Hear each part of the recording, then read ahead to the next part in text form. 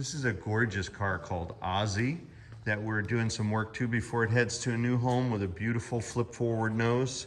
And these flip forward noses are wonderful for engine access. They're great for your lower back because it's so easy to open and close them.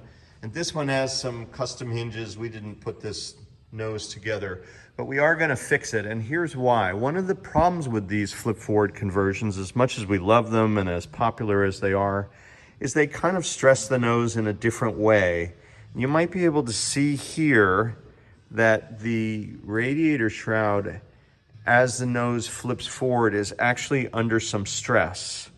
And in this case, that stress has actually resulted in a failure right at this joint here on both sides.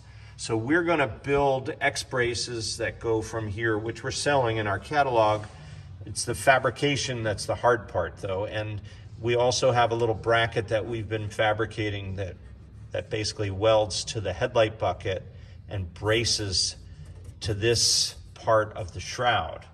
So all of those reinforcements will make this nose, it'll have two purposes. It basically builds a better anchor in the front of the nose to hold the weight at the hinge. But the other big advantage is it reduces the, you should be able to see there's a bunch of wiggly floppiness of the wings here. And by putting in those X braces, it stabilizes the whole nose.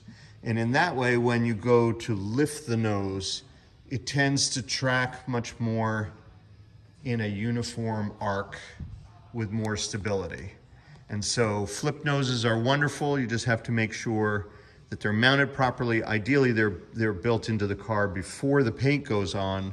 And if you're skilled enough, you can weld the reinforcement to the headlight flanges and also the flange here for the beading and for the perimeter of the nose without melting the paint. And that's where the real skill and experience comes in handy. If you want the car made into a flip forward conversion, we're happy to do it for you here at Bugeye Guys.